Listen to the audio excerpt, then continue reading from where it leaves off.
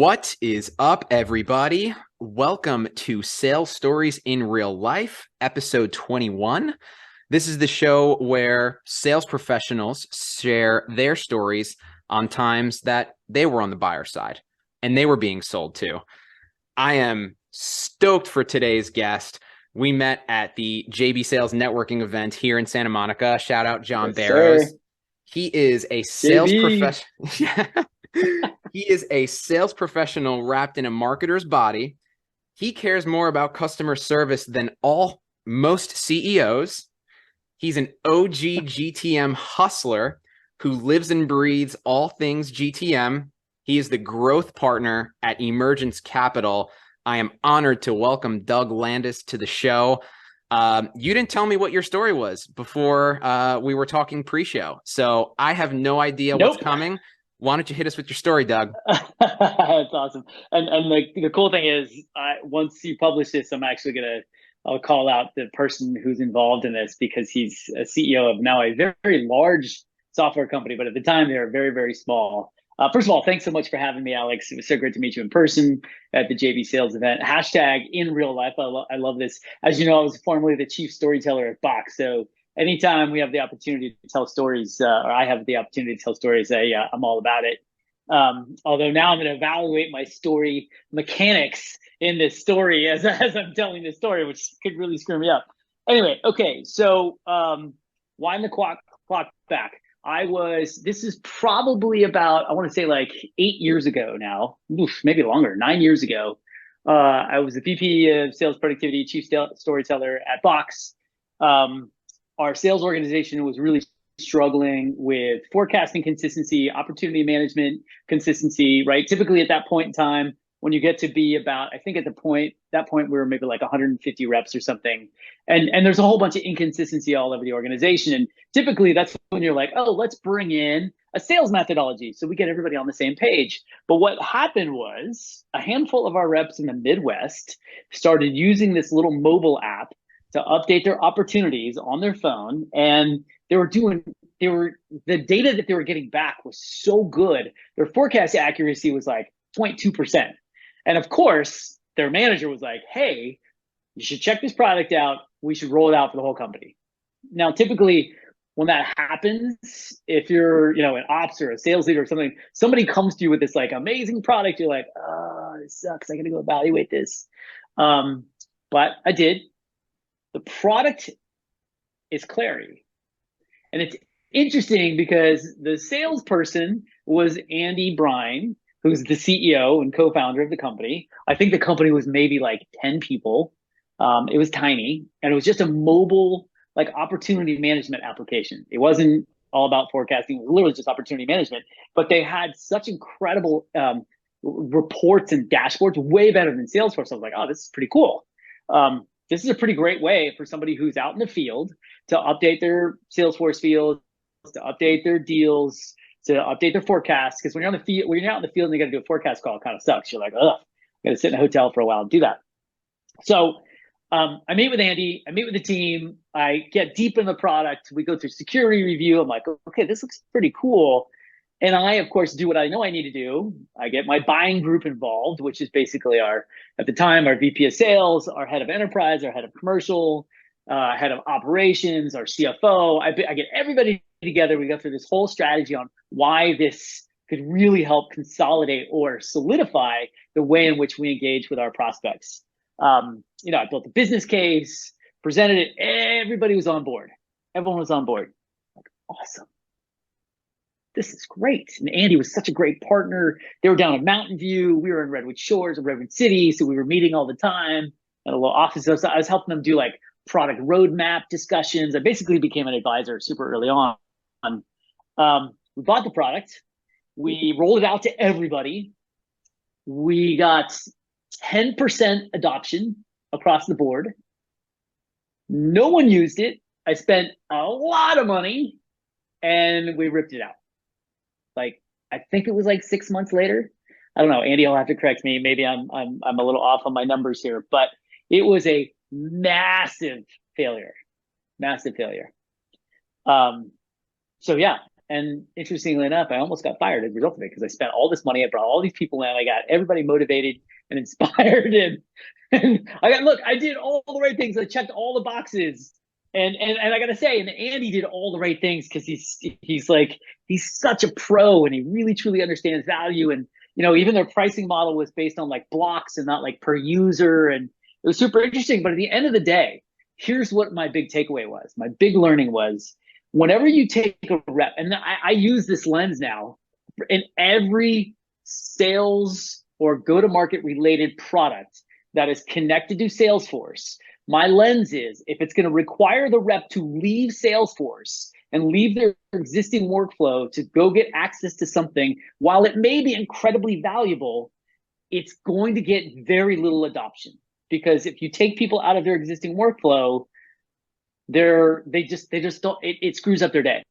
They don't want to go do it. And so what was happening was what I found out, and actually, interestingly enough, it actually helped Clary to pivot to what they are today, which is this incredibly robust forecasting platform. Because what we found was people wouldn't use it to update opportunity data until it was time for a forecast meeting. So what was happening was their usage was so low because they would log in once a week right before their forecast call and update all their active deals. Right. They would go through their forecast call and then they wouldn't touch it again. Huge learning. Almost got fired. Thought I followed all the steps, but I missed a couple. I truly missed a couple. And it was interesting. And I think the ones that I really missed, which is why PLG's got such big momentum these days, is I missed getting the users, really truly understanding how the users would use it, because the guys out in the field, they loved it, but they loved it once a week. And I didn't fully understand that.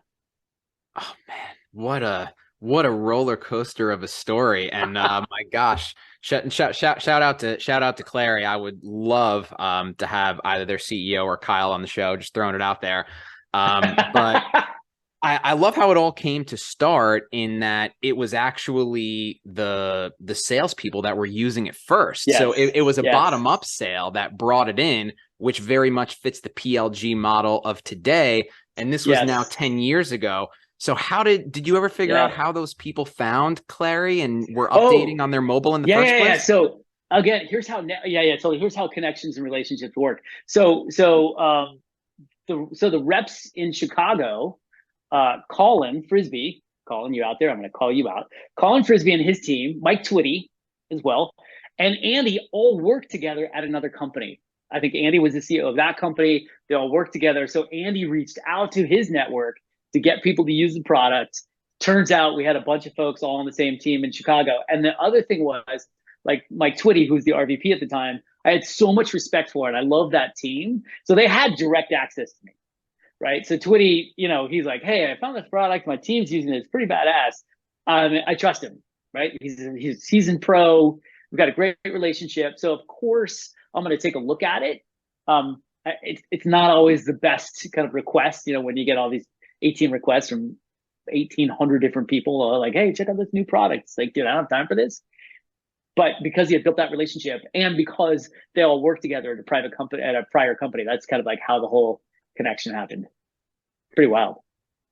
I mean, wild indeed. And I mean, it's crazy how it came about, because a lot of these stories that we share here are quote unquote positive, right? And on the surface, it may seem like negative, right? Hey, there was a really low adoption rate. I think you said 10%.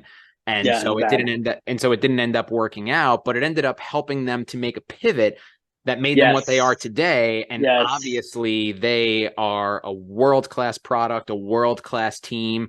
So what do you think really helped kind of inform that pivot for them, right? And kind of turn this, say, negative experience into a huge positive for them?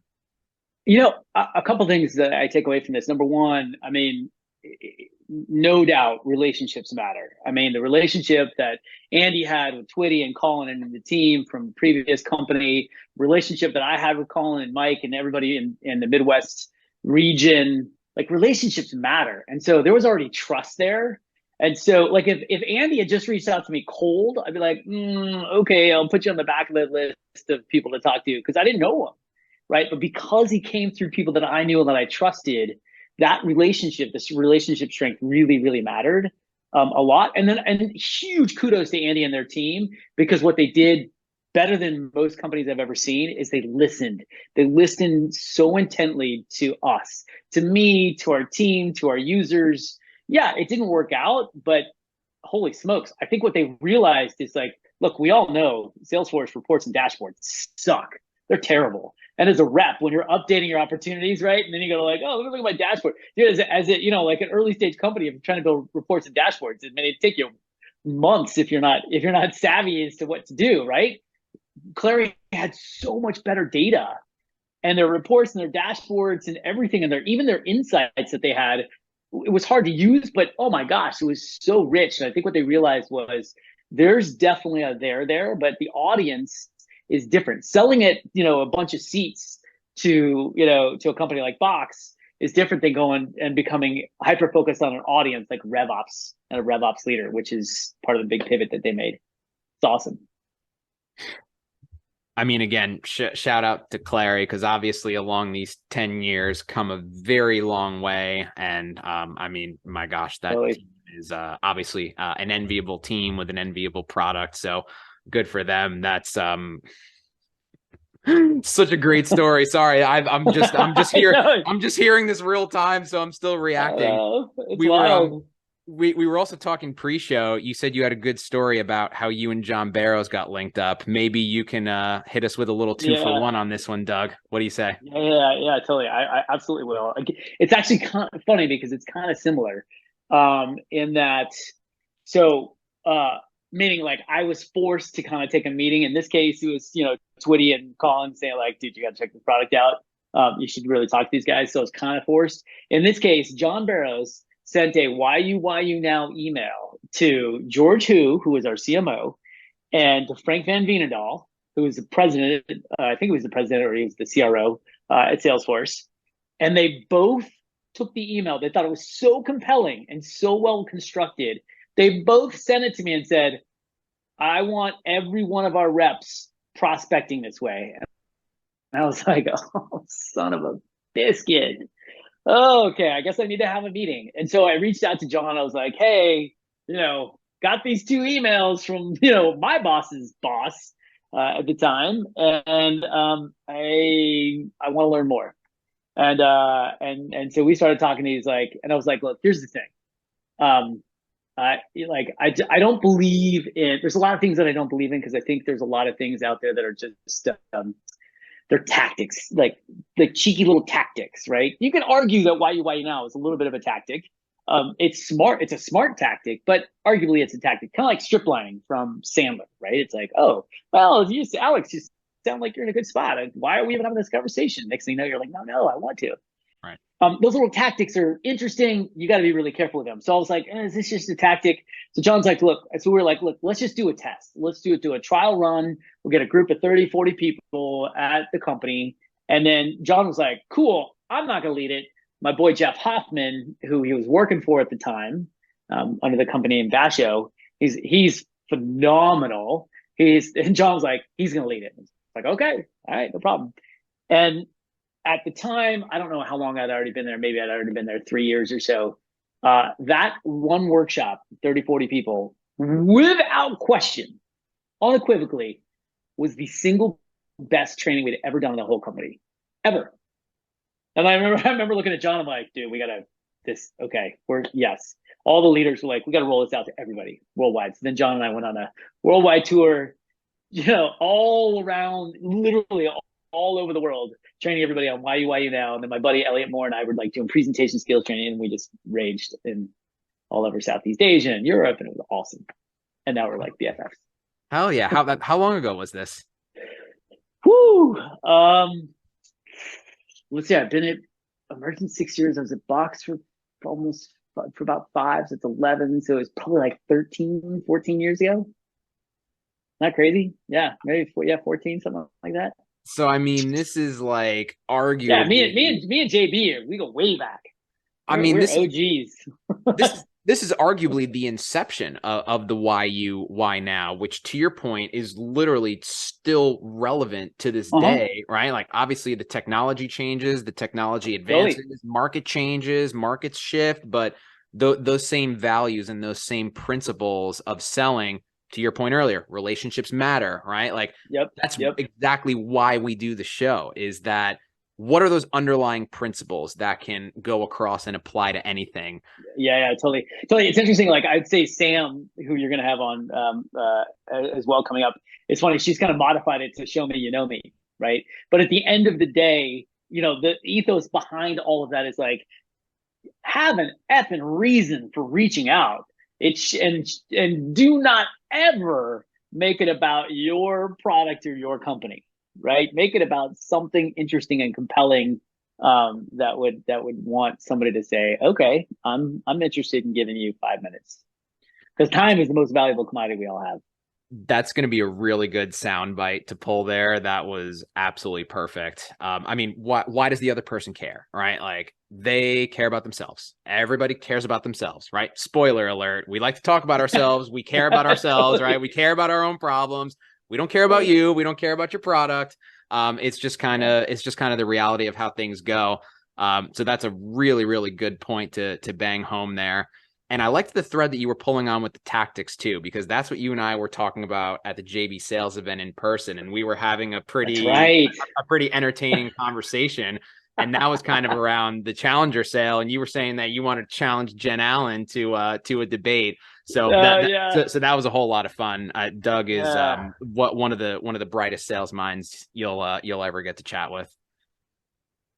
Thank you, Alex. Appreciate it, man. Oh I love man. this topic.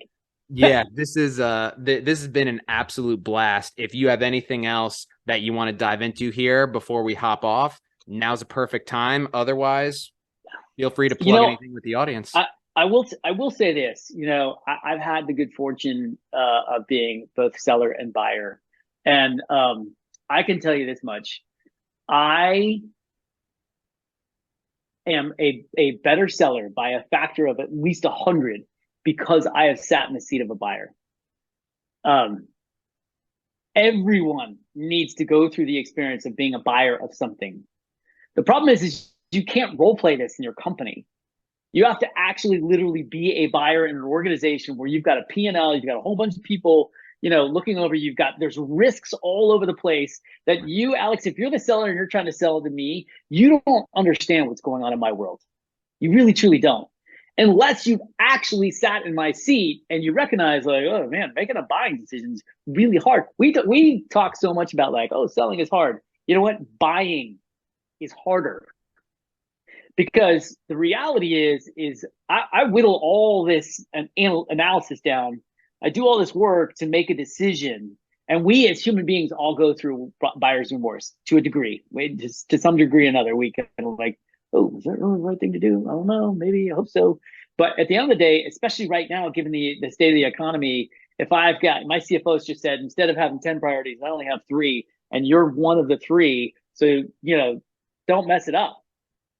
Well, if I make the wrong decision, if I make a bet on you based on all, everything that you shared with me, and oftentimes sellers kind of overpromise and underdeliver, they pass the ball off to customer success, and customer success like, well, we don't actually do all of that, and I put my neck out on the line.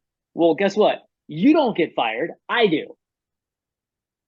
And until you truly understand what it's like to be a buyer and what you have to go through and how much we have to negotiate internally, whether that's with procurement or with our boss or the CFO, or we're duking it out in a room and there's a list of 8 priorities on the wall, and we're only going to fund 3, right?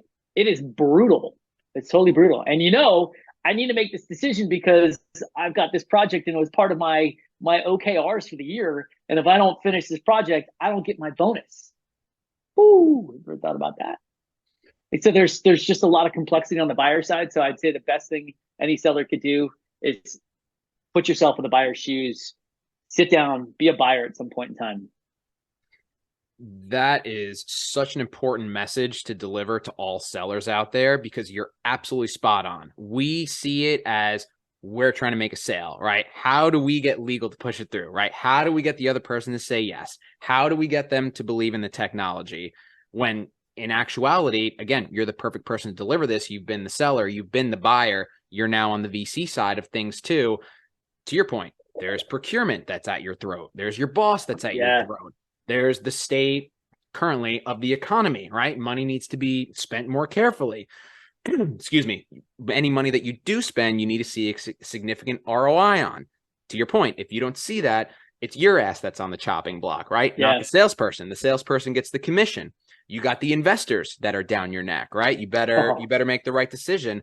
So that is such an There's important a message lot. that every single salesperson needs to hear, because it's going to help you have empathy with your buyers, right? Not just, Yes. hey, why don't they believe in my tool and want to buy it, right? You have Right. no idea what's going on in their world. You said that so perfectly, Doug. That was like maybe the best clip of the whole episode right there. That was like, no, seriously, that is a necessary message that every single Yes. salesperson needs to hear. You think selling is hard? Amen. Try making these buying decisions. Amen, Doug. Whew. That was on the money. Frightening.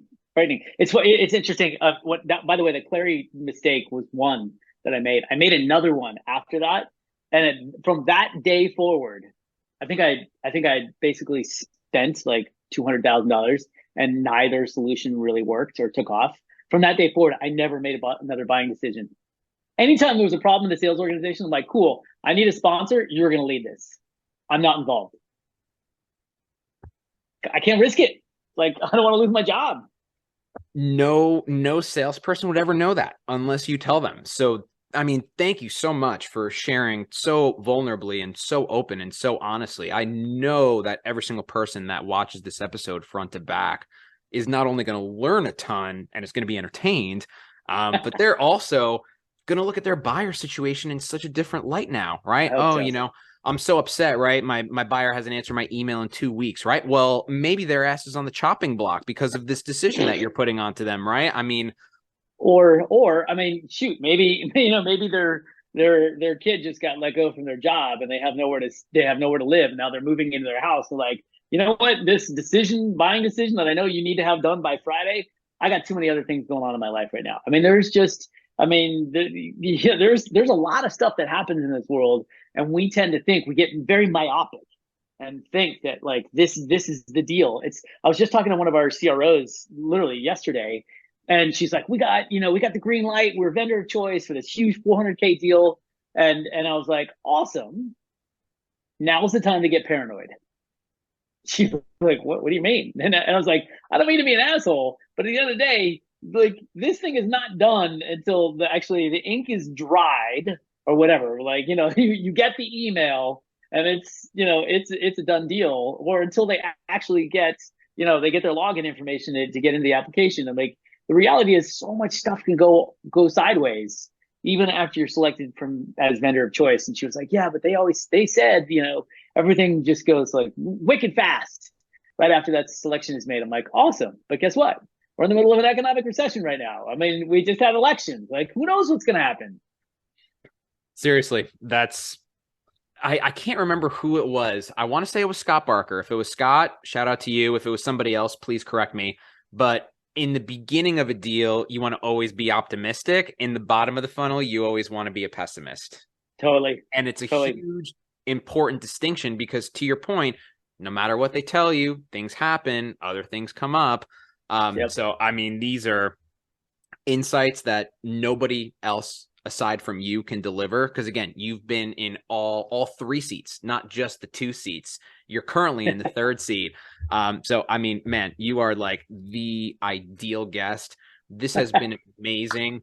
If you want to Awesome. I was gonna say, if you want to put a bow on this thing and help all of our B2B sellers that are listening from this whole episode, obviously a lot to take in. If there was one major takeaway, right? If they could take one thing away from this and bring it into their sales role every day, what would you say that would be? I mean, I guess let's just not forget that we're all a bunch of human beings doing jobs. Simple as that. Simple as that. Simple as that. I love simple, and I love simple for a reason, because it's effective, because it helps you understand, it helps you be empathetic, and it helps you get better at your job. No matter who you're talking to, no matter what their title is, no matter who you're selling to, no matter who the end user is, it's a human being at the end of the day. Treat them as such and understand that human beings have emotions. Things happen. We all have our own risks that we're analyzing. So, Amen. absolutely perfect. Excuse me. Perfect place to cut it, Doug. This has been fantastic. Thank you so much for joining. Absolutely. Thanks for having me. You bet. Appreciate it. We'll see you next week. All right. See you, Alex.